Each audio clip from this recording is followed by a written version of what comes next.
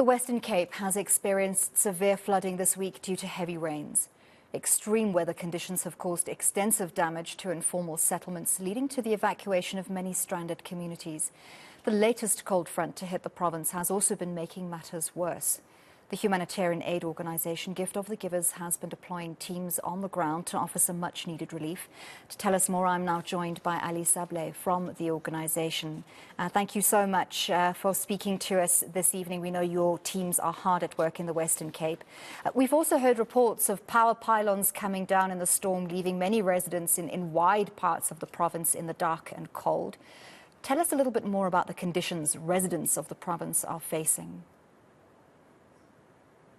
Thank you for having me. As we know, this time of the year, the Western Cape is prone to disasters.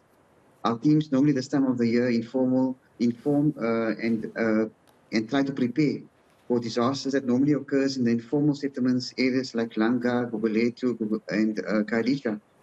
But on the morning of the 14th of June at 4 a.m., our phones started going crazy. When the heavy rains came down, it affected the whole metropolitan. Areas such as Rosenville, Gouda, Ceres, Citrusdal, Mufaleni, all these areas were very hard hit. The different municipalities, disaster risk management teams asked us for our assistance, and our teams has not had any sleep since that fateful day. Our teams are currently on the ground delivering urgent humanitarian assistance to various parts of the Western Cape. We just got off a meeting now with the Western Cape disaster risk management teams, where they informed us after 12 p.m. Tonight, there's going to be severe storms coming through again. We are deploying with the South African National Defence Force and the disaster risk management teams. We are deploying 3 helicopters tomorrow to Citrusdal, which has been completely cut off from any humanitarian aid. And our teams are stretched out all around the Western Cape, trying to assist the communities identified by the various forms of disaster risk management and the municipalities to see how we can assist them. Many people are being evacuated as I'm speaking to you and are being placed in shelters. Do we have any idea at this stage of numbers of people who have been displaced and need temporary shelter? The numbers are huge. Over 10,000 people are affected. Today in Mufaleni alone, we were there to render assistance. We were busy in Mbakweni, which is the largest informal settlement in the Drakensberg region. There were close to over 800 people being accommodated in 3 shelters. In Rosenville alone, is 1,064 people that had to be evacuated as the riverbanks has burst. I was just informed now about 10 minutes ago in Mufaleni, the canal will collapse, leaving many informal structures damaged.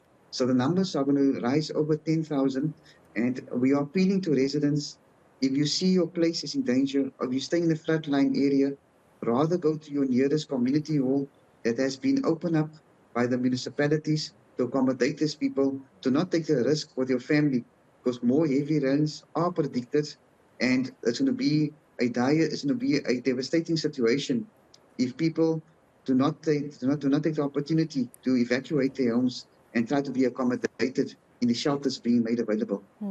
So you say you are very much involved in trying to coordinate efforts along with municipalities, along with disaster management teams.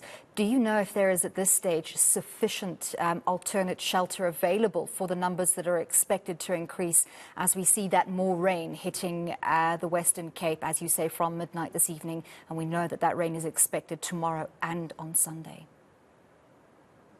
It's completely difficult. As we know, some of the roads has been completely cut off. So disaster risk management teams and the necessary authorities, if there's no community hall being made available, they are trying to accommodate the people in example schools, etc.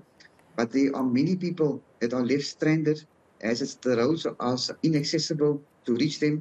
It's too dangerous for them to move through.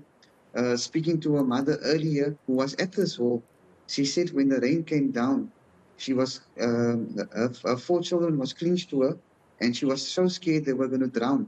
Luckily, her neighbor came to her assistance, but she has lost everything. She could not even save proper documentation for normal grants.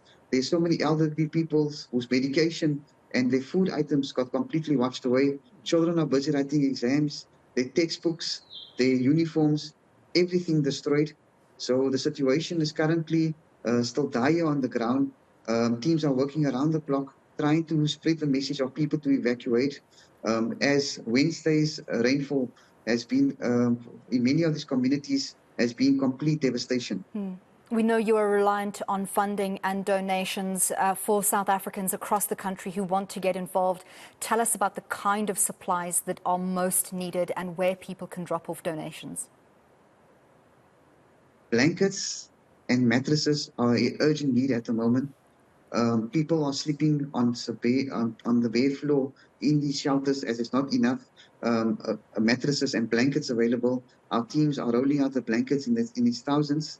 Just this morning alone, we received a truck that a business person kindly opened up. We bought out all the stock of 1,400 blankets. There's a truck en route from Johannesburg and Durban to our warehouse to distribute more blankets. Those wanting to donate, you're most welcome to call our toll-free number 0800 786 911 or get details on our website or our social media pages. All the details on there. This disaster is going to be huge. It's not only focused on one area, it's the whole metropole that's affected.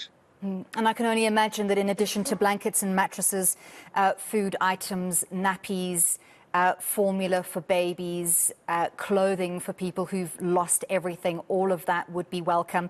Ali, before I let you go, could you just give us that number one more time? 0800 786 911. And as you correctly said, personal hygiene items is also urgently needed. Baby care packs, which is your baby nappies, your baby formula. And in the next few days, once we get the list from the different municipalities and disaster management team, urgent need is going to be made for new school uniform, textbooks, and stationery.